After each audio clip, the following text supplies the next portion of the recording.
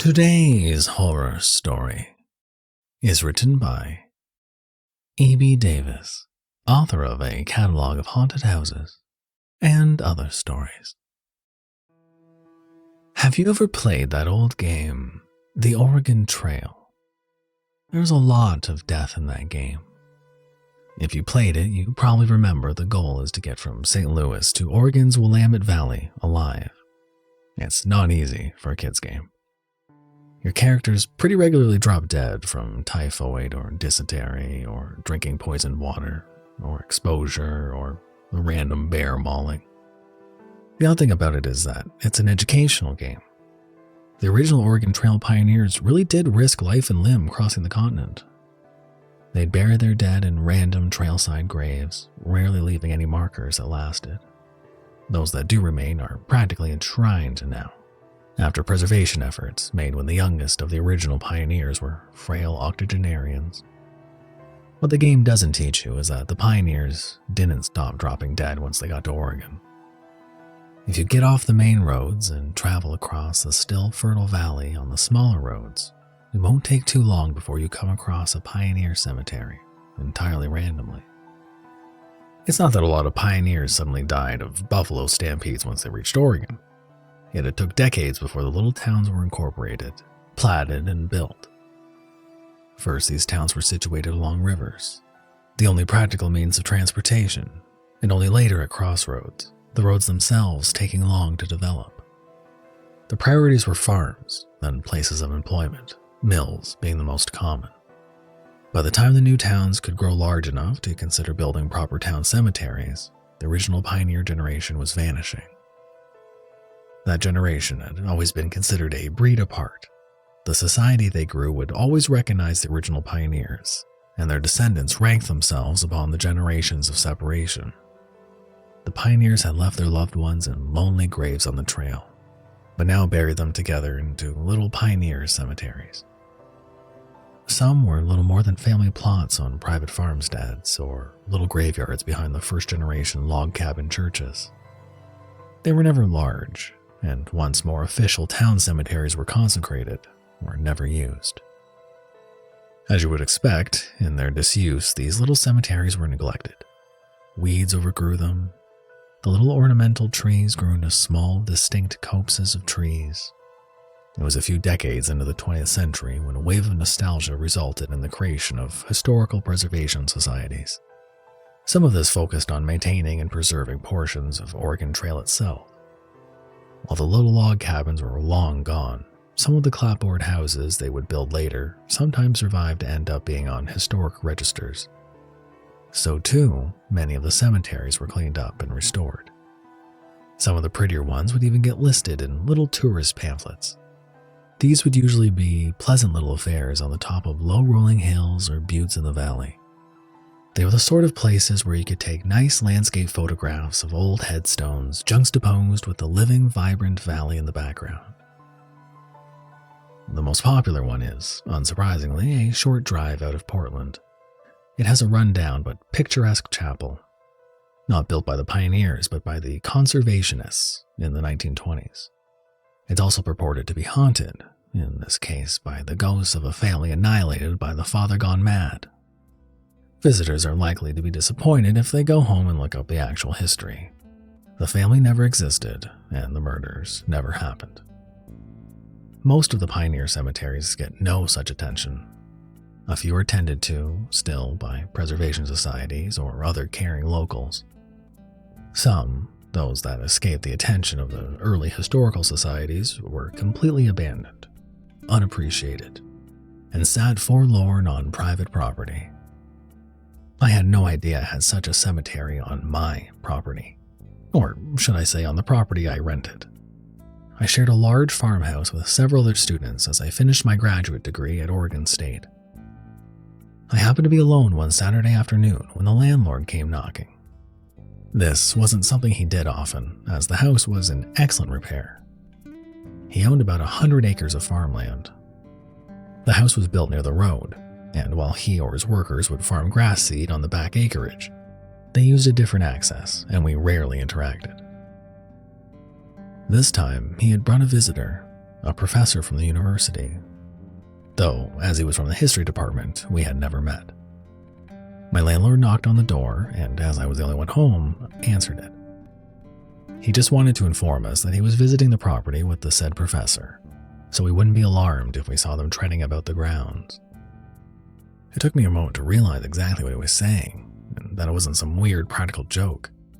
There was a pioneer cemetery on his property, and I had no idea it even existed. The history professor was here to take a look at it. It wasn't that he wanted to do anything with it was just that he wanted to confirm what he had found in the records, based on an old survey that had been compiled back in the 1960s. The landlord took us across the back garden. It had gone to seed years ago, despite half-hearted attempts by tenants to grow tomatoes and the like. Back through the copse of trees planted beyond the garden, across a patch of open pasture and down a shallow gully full of cottonwood trees and blackberry bushes. I'd seen this patch out the back window, but never explored it. The professor had a little GPS device he kept checking, but the landlord knew exactly where the graveyard laid, even if he didn't know exactly how to reach it at first. It was the blackberries. People think of blackberry bushes as a boon, especially in the early summer when they bear fruit. But this Himalayan variety, it's an invasive species. It kills everything. Just chokes it out. The landlord hadn't been back here since the blackberries had been established. He had to circle around them, looking for a route in, and only finding dead ends. For a while, it looked like it was a lost cause, but we finally found a narrow little path that led us through to a wide open spot. Not a glade, but at least a little forest of cottonwood and some grassy patches. I made it all the way across the cemetery before I realized I was walking through it. It was the landlord who found the first gravestone. It was well hidden in a tuft of grass between two large exposed roots of a cottonwood tree. James Penderson, 1835 to 1895. Father, it read. After that, finding the other stones was relatively easy, despite them mostly being smaller and concealed by the foliage. They were all facing the same direction, all laid out in a rough grid pattern, spaced about as far as you'd expect in any cemetery. Thomas Wintergreen, 1874 to 1878, taken by cholera. Mary Penderson, 1860 to 1877, died in childbirth, infant stillborn. Hester Wentworth, died 1888. Prudence Gage, died 1889. Hortense Wentworth, died 1890. We found 22 in all. Some of the names and dates had eroded off completely. Others were obscure and only partially legible. The professor had brought a paper and charcoal to rub out what might be too faint for the eye, with modest success. He took a lot of photos and made some measurements with a tape measure, and then he was done. It was all he had come here for. He pointed out that, tall as the cottonwoods were, they couldn't be more than 80 years old, so they hadn't been here when the cemetery was active. At one point, in the ancient past, the river had run through here. By the time the pioneers found it and dug their first grave, it would have likely been open pasture. This was the bottom of a shallow depression, roughly an elongated eclipse from a bird's eye view. It probably would have been a picturesque spot to lay their loved ones to rest. With that, we headed back. It struck me as odd how such a solemn place could be so largely forgotten, hidden away in the weeds. The only interest it had gotten in decades was from this history professor, who only wanted to confirm what had already been recorded long ago. I couldn't imagine a better visual for the word abandoned than those lonely tombstones. The professor and the landlord left, and I forgot all about it. I didn't completely forget.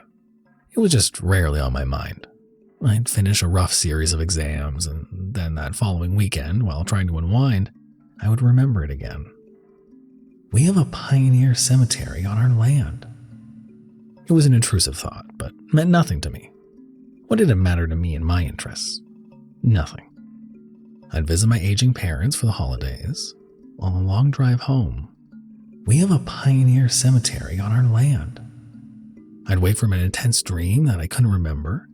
We have a pioneer cemetery on our land. I never thought I'd end up a grave robber. I suppose that's a lie too, like claiming I had forgotten the graveyard. The thought had always been there since the beginning, just buried under the surface.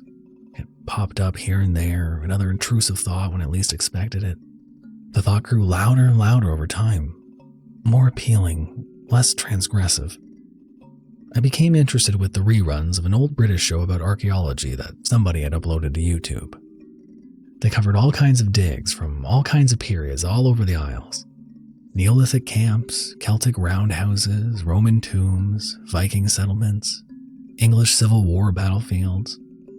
The British had thousands of years of history buried under their feet. Here in the US, we had nothing even remotely comparable in interest. Except, we sort of did. We have a pioneer cemetery on our land. I don't know if my interest in the show was legitimate, or maybe my subconscious had led me there. It seemed like easy enough work. You dig, you see what you find. Of course, the professionals dug very carefully. They recorded all the locations and contexts of their finds and interpreted the history. I could do that too. I wouldn't have published anywhere, of course. I wasn't a professional. I wouldn't interpret the history. Why would I? The history is pretty well known, so there's no need to record anything. That would make it easier. I watched every episode of that show. They talked about grave robbers all the time. They seldom had a site which wasn't disturbed in one way or another. There were the gentlemen antiquarians of the 19th century, rich fops with too much time on their hands who dug up old ruins for the fun of it, barely doing any proper record keeping at all. There were the peasants who had robbed out the old Norman fortresses and churches to use the stones to build their cottages. There had been the Normans before them who had repurposed older buildings to build their castles. So what was so bad about grave robbing? Humanity has always been doing it.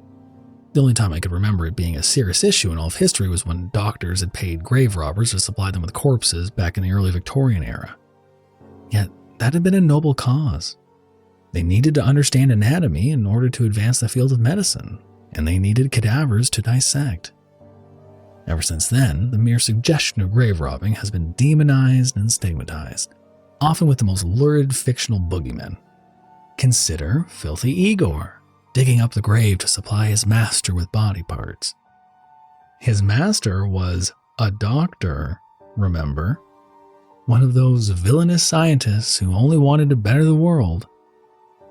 The victimless crime of grave robbing has now become irrecoverably twisted, its perpetrators depicted as Ed Gein-like perverts and monsters. Yet are archaeologists any better, ignoring the archaeology? Maybe I'm defending myself too much.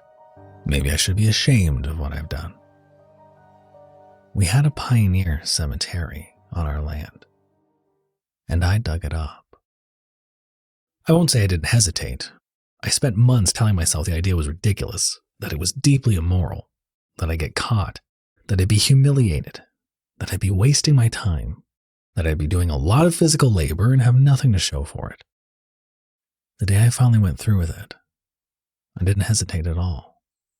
I simply noticed I was home alone and no one would be around to witness me, and I realized that if I ever were to do it, it would be now. So I stood up, grabbed a shovel from the back shed, headed out past the garden, past the trees, across the pasture, and into that cottonwood gully. By now the blackberry vines were stretching their tendrils past the narrow path we had discovered before. They tore at my pants and the skin underneath. No bother. Next time I'd bring hedge clippers and cut them back. Not too vigorously, though. Inaccessibility meant more privacy for me. I knew it wouldn't be easy digging a grave. I once helped a friend dig a 3-foot deep trench for some plumbing he was installing. That took all day. Going 6 feet deep seemed like a whole new league. The pioneers, I'd always been taught, were a hardy breed. They wouldn't have been so lazy as to bury their dead in shallow graves. The soil, it turned out, was better than I expected, fairly soft and stable. There were many alternating layers of sand and clay, no doubt deposits from the river that floods regularly, or at least used to before the levees were built. As I dug the hole deeper, a little sand from the sandy layers would pour into the hole, like a baker might dust a layer of wet dough with a little flour. But it was inconsequential compared to the rate that I dug. It took me hours, 6 feet deep, maybe 7 feet long and 4 feet wide. I don't know if that's how grave robbers dug down, but it looked to me like how proper grave diggers dug theirs in the movies. Nobody saw me.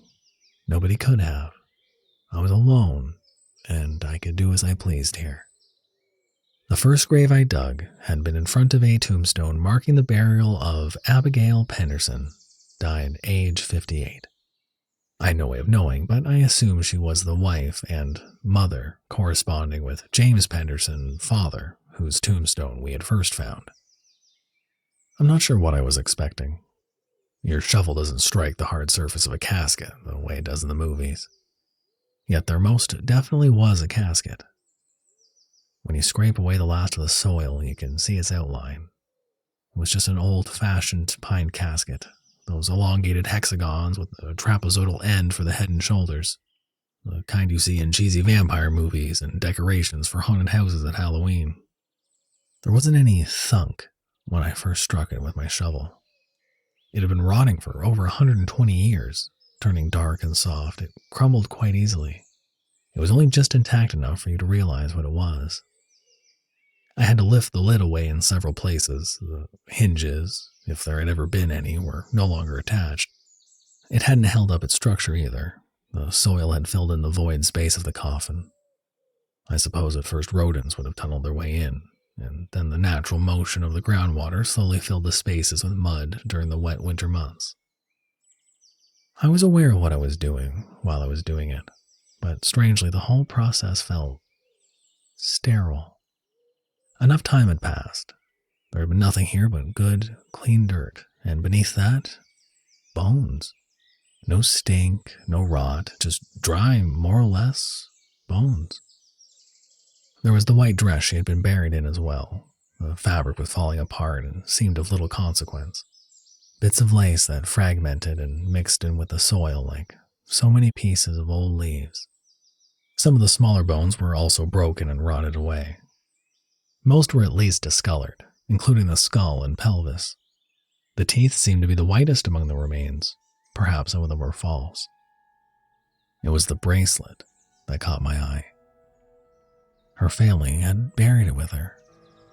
It must have been precious to her. It was gold, not much, but striking.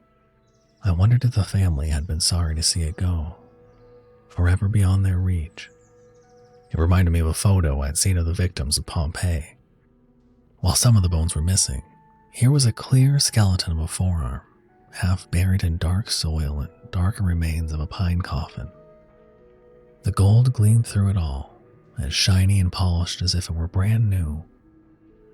Here was my reward. My first archaeological dig, and I'd already struck gold. Filling in the hole was much easier than digging it. The scar in the earth made it clear the crime I had committed, though nobody would be back here before it filled over with dry leaves and vanished. Nobody would ever know. I went in through the back of the house, up the back stairs to the shower. While my roommates were home, none of them noticed I was covered in dirt. Nobody stopped me. I then returned to my room and took the bracelet from my pocket to admire it. Obviously, nobody but me knew that it even existed.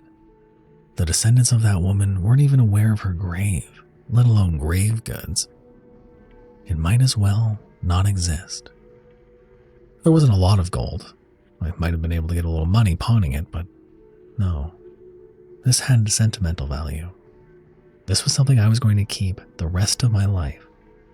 My secret. My treasure.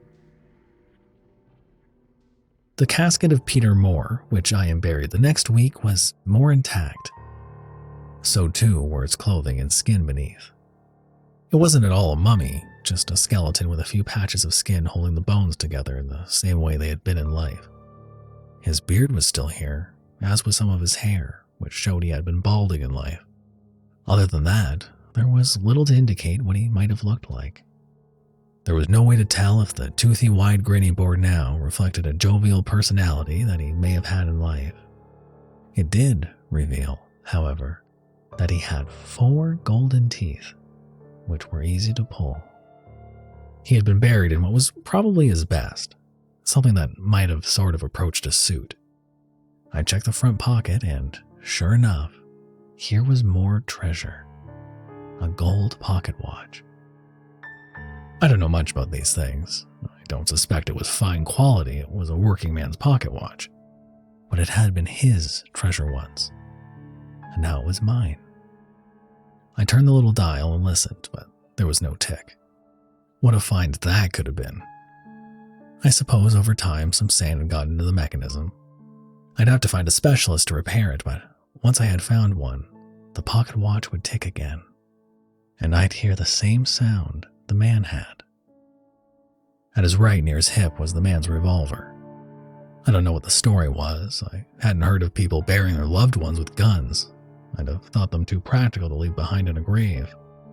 Maybe a farmer had no use for a six-shooter they might have needed while on the Oregon Trail. Maybe they hadn't made ammunition for it anymore when the man had died. A funny thought occurred to me.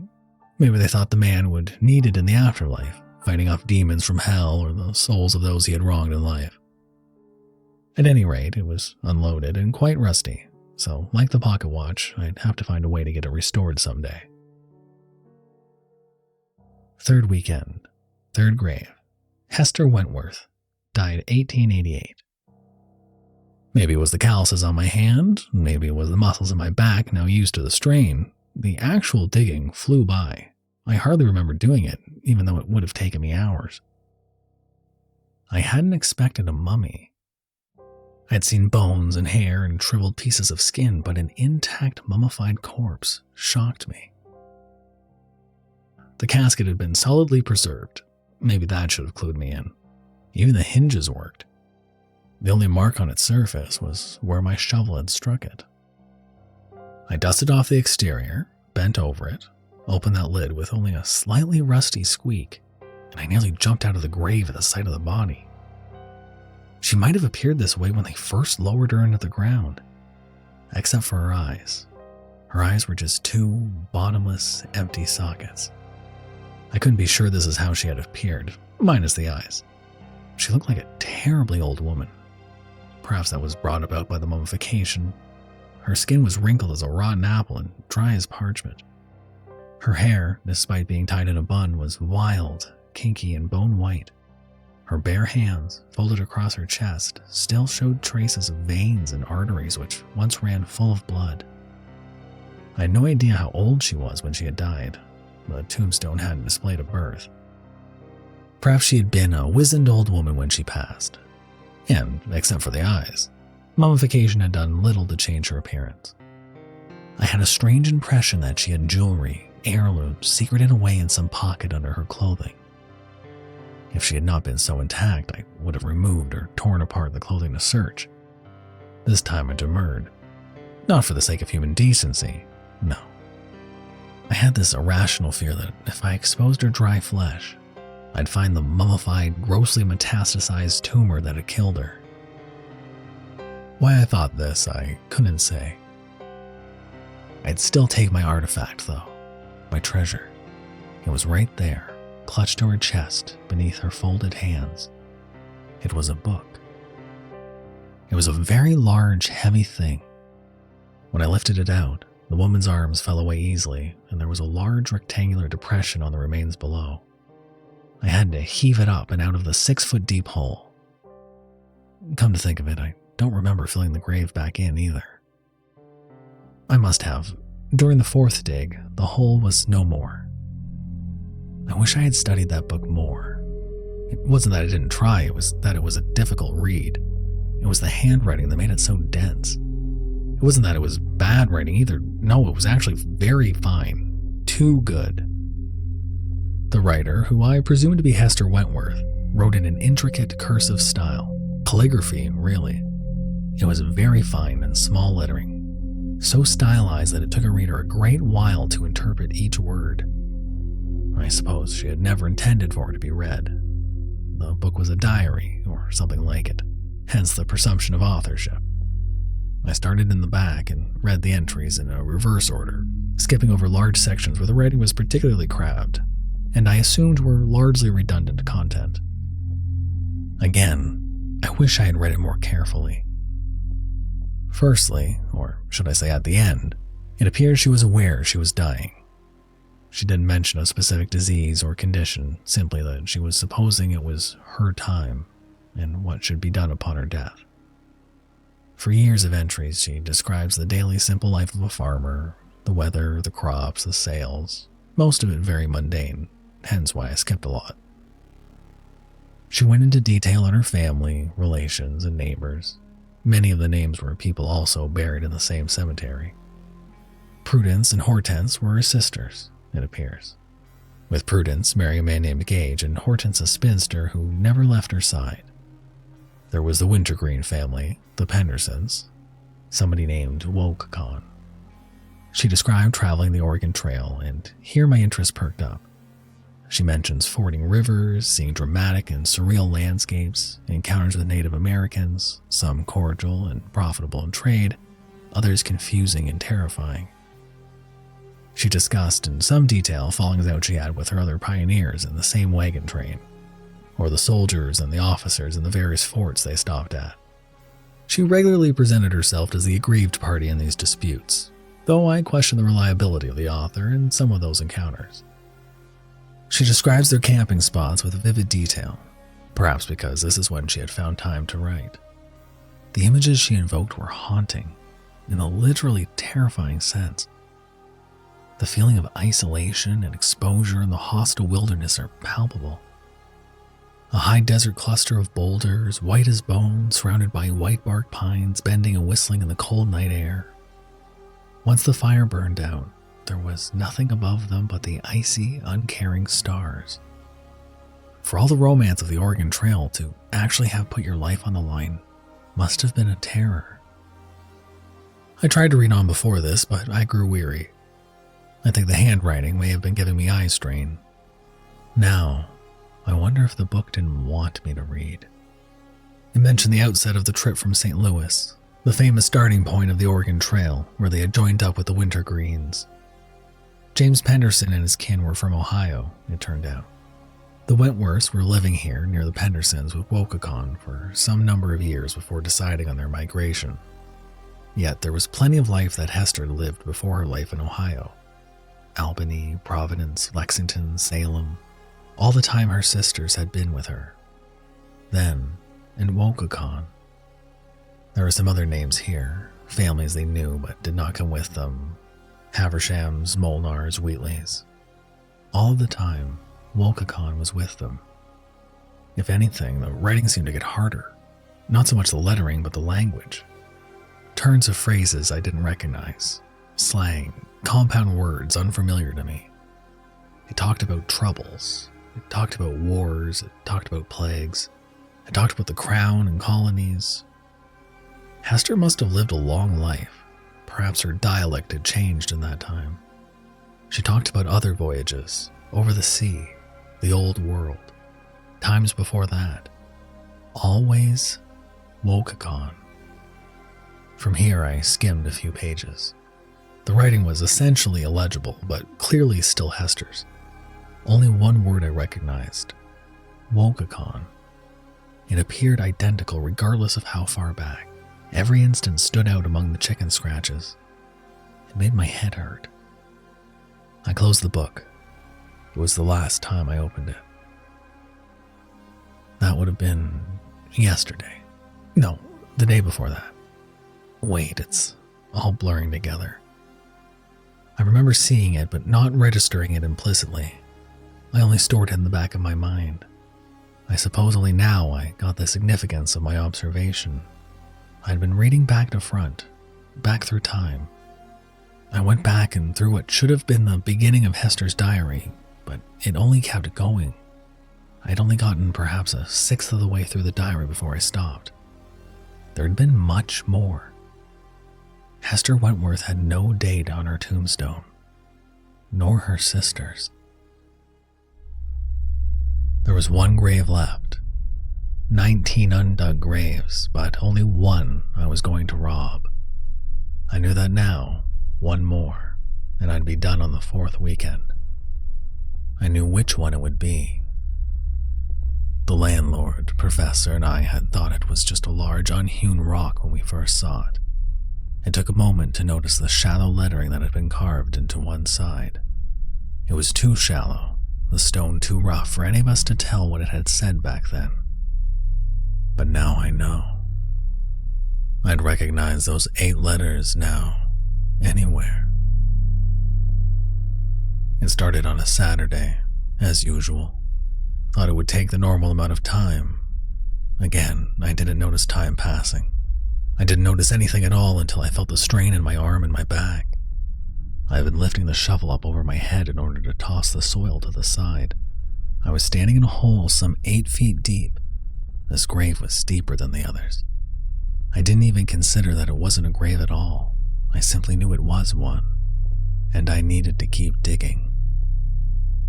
Of course, I also needed a way out. I just couldn't dig myself in, so I started attacking the top of the foot end of the grave, digging myself a ramp. It took a lot longer. I made sure it would be long enough and shallow enough that I could keep digging no matter how deep the hole got.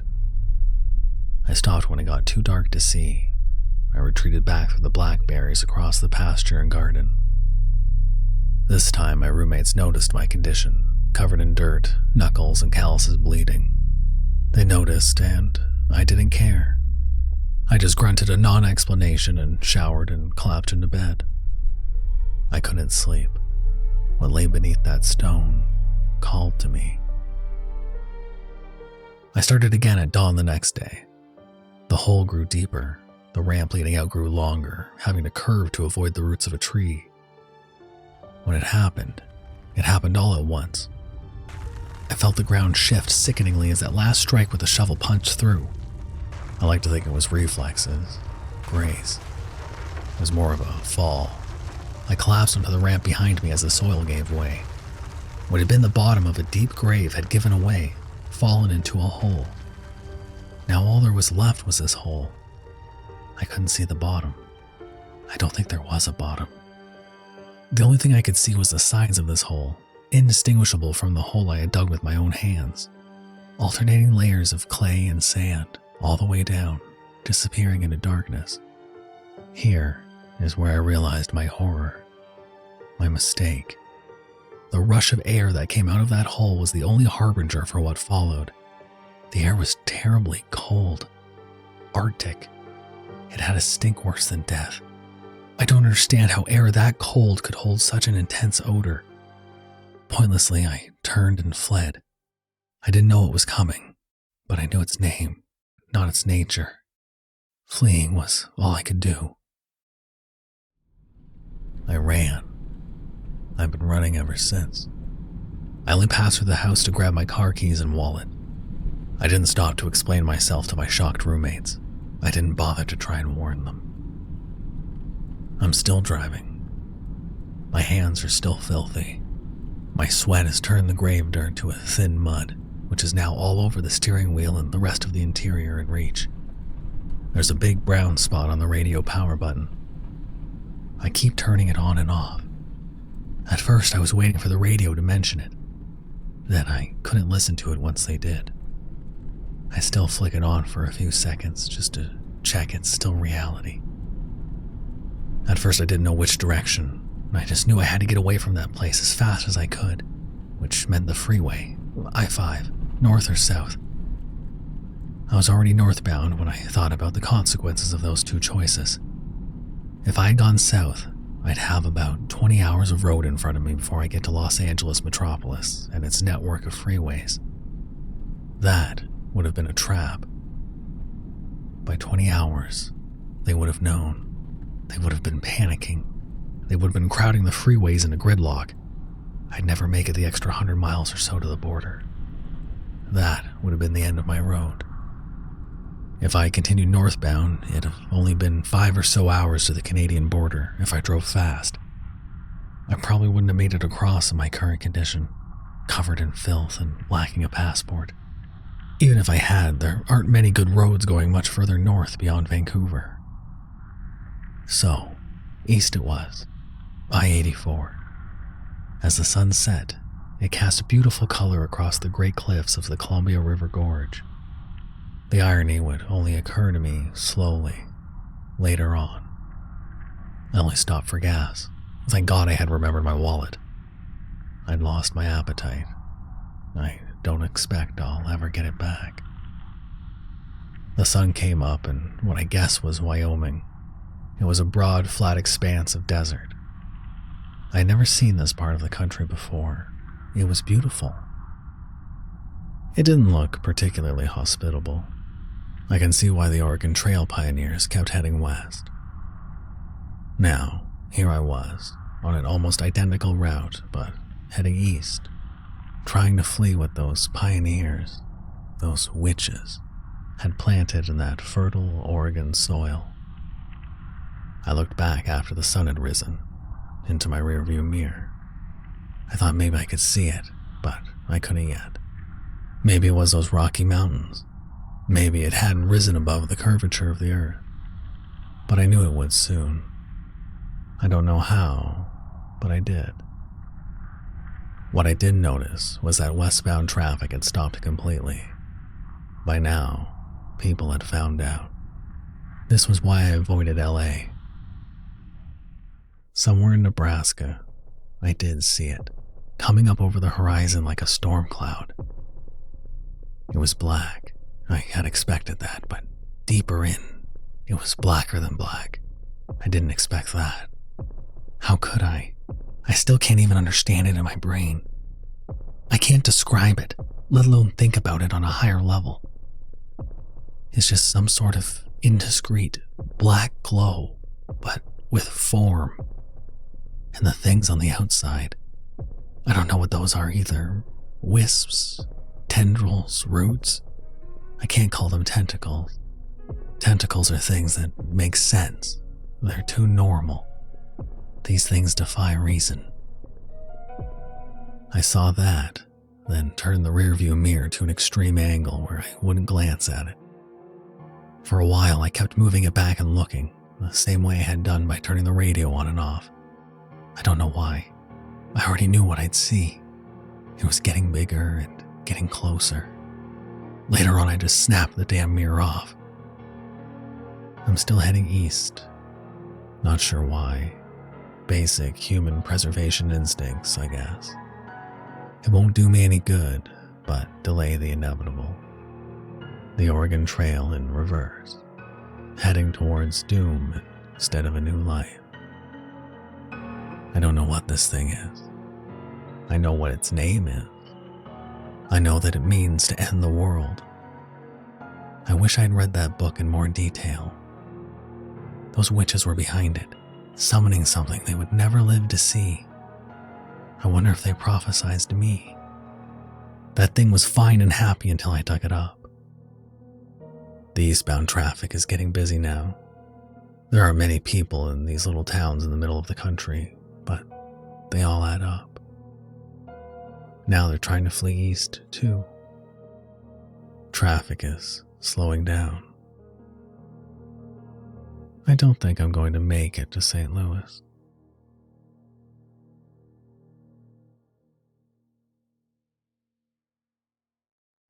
Kids these days and their obsession with unboxings. Thank you for listening. And you can handle another horror story, right?